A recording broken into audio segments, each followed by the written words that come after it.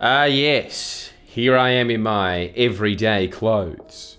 Don't ever say we don't listen to you either. We don't, but sometimes we notice that you want to know why you're paying $30 for a double pack of Smith's Double Crunch. Or, more importantly, why your local banh mi place is finally, to everyone's outrage, raised their price from $5 to $6 for a pork roll. Cost of living. We all notice it.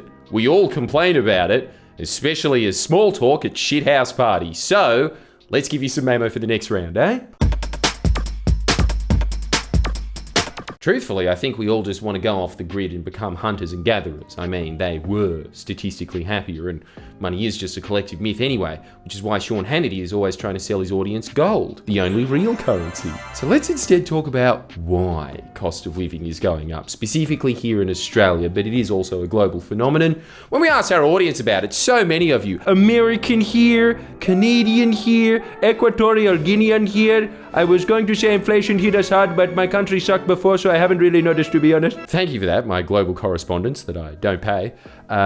If you read any publication in the mainstream press, they'll tell you that the reason that home brand ice cream, which might as well be connoisseur ice cream these days, the reason that's up is because of the war in Ukraine or COVID-19. Well, before we inevitably get into the invocation behind inflation, let's run through Ukraine and COVID, just so there's a hook for you to watch till the end. Sucked in. First of all, Ukraine. Now, this is where the average punter will talk about sanctions on Russia's oil and gas, and Ukraine being the breadbasket of the world, and that's why food prices have gone up. And it is true, in our globalized world, a war on the other side of the planet does affect everyone, even the baby from Banana Boat commercials. Ooh, bet you haven't thought about him in a while. What do you think he's up to?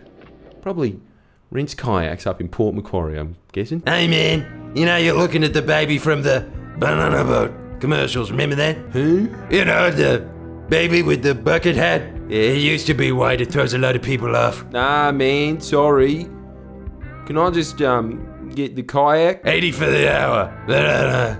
Sorry, Ukraine fucked us. Well, to quote Noam Chomsky, which is very confusing, I know, because which one, right? But this is Noam Chomsky, and this is Noam Chomsky. So, to quote Noam Chomsky, trying to be as efficient as possible has been a program for disaster. It means if anything goes wrong, everything collapses. But also to quote Noam Chomsky, in the exact same video, inflation was going up well before the invasion of Ukraine. So the answer is, and this is why I hate focusing on global issues, because when you get that big, everyone's right.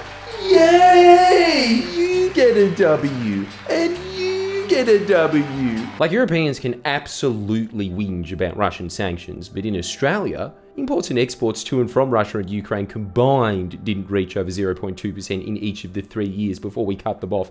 So it's not exactly like your uncle going cold turkey on the cans, is it? It's more like one of your 15-year-old cousins who stole one of his lagers to drink in the park, and then your uncle just went and got some more from the garage fridge. Makes sense? Because to this kid, you know it does. So let's just zoom in from the entire world for a second, and that's way too... Okay, I've just doxed my new house, so, well, we better just start chucking asbestos in here too, just to get used to it. Let's talk about what Dave Hughes realised had a severe lack of material written on it. COVID, guys, how annoying was that? Couldn't go to the shop to buy chips when it was on, and then as soon as it was off, I couldn't afford them anymore. Like in all of Hughes' material, it does make you think. A lot of the blame seems to be put on you personally spending your JobKeeper on Warhammer. Now, for all the American viewers, well, I think you got like 2 weeks of pay during COVID. Our government gave us $750 a week to sit on our asses the entire time, and in true Australian style, still complained. I know you hate it, but that was Labor's idea, give you money during COVID so the economy could keep ticking along. But towards the end of 2020, the Reserve Bank of Australia started buying up hundreds of billions of dollars of government bonds from the big banks.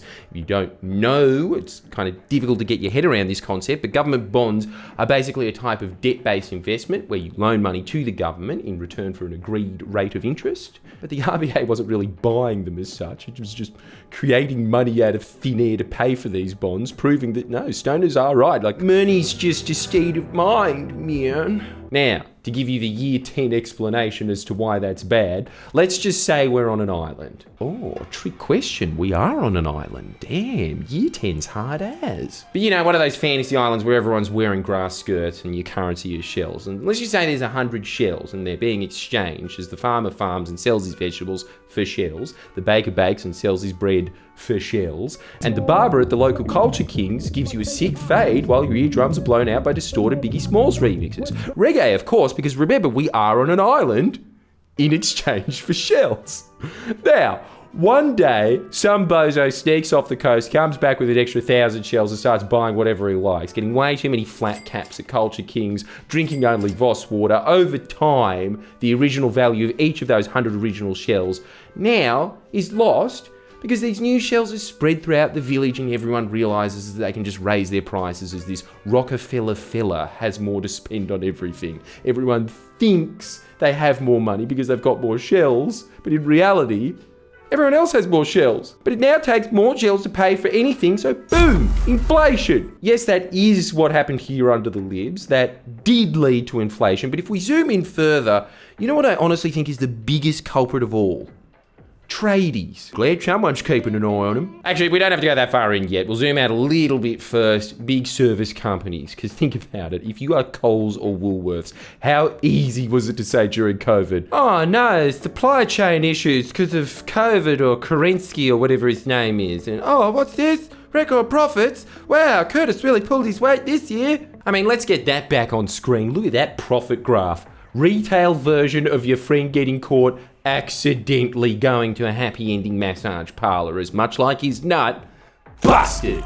Think about what a driver that is. Like all you internet addicts watching right now, what are most of your expenses? Bottle of lube, Ziploc bag, bet heaps of those fuck Coles instant meals, judging by how defensive you all get whenever I review them and say they're shit. But when you're talking about cost of living, it's pretty much just that, isn't it? Like, look at this. The increase in prices of these food giants is way above what would be needed to simply cover the rising costs of operation. According to the Consumer Price Index, which tracks changes in price of typical household expenses, the cost of food, huge contributor to inflation all around, which then everyone moves from using the excuse of, oh no, COVID, to, oh no, inflation.